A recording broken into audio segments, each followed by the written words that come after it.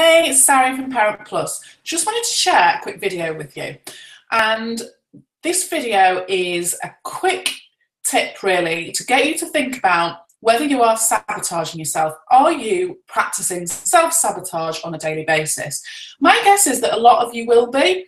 Now, a lot of parents that myself and Jackie work with, we will talk about self-care a heck of a lot.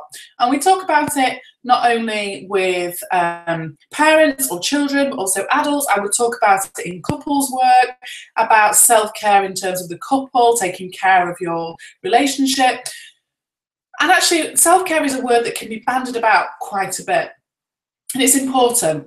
But what I want to highlight is, if you're one of those people, again, that we hear a lot, that doesn't have time for self-care, chance would be a fine thing, or it'd be lovely if I could just take some time for me, I can't afford to go and have a massage, blah, blah, blah, blah, blah. Okay, so if we were all rich and had no stresses, and we had someone to take care of our children whenever we needed, etc., of course we could probably be really fantastic at self-care. However, it's still our job, and has to be one of our main priorities in life, that we take care of ourselves.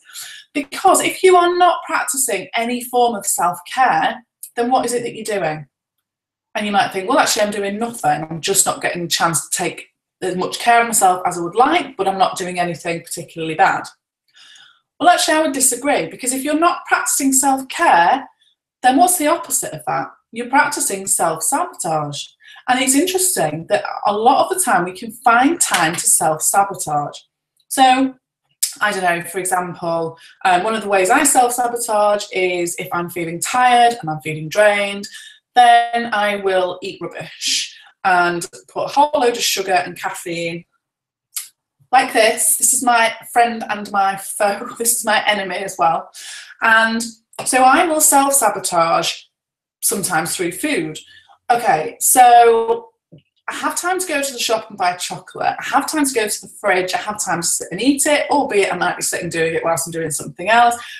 But actually, I could make a better choice than that. I could get something that's better for me in that shop that would give me a boost of energy, but not a crash at the end of it with a caffeine rush or a sugar rush. So that's one way. But what I'm trying to say to you is that we do have some time. We do, like, even if it's a tiny little bit. And sometimes when we're talking to people, parents, we're not saying you need to practice self-care an hour a day even. Just 10 minutes, literally 10 minutes to focus on something that will help you feel good and help you get to where you want to be longer term in terms of your overall self-care. So what I wanted to do this video for really was just to highlight to you, if you're not practicing self-care regularly, first of all, you need to model it to your children. So for them to see that mum sat with her feet up having a coffee in the other room and you're not to disturb her for 10 minutes because it's her time, is a really good, valuable lesson to your children, that it's okay for them to do the same as they get older. Or at any time, you know, kids will pick up their little blankie or whatever it is, sit on the sofa and start rubbing their face. That's like, oh, this is my time, this is my self-soothing, this is my self-care. So we really need to role model that to them.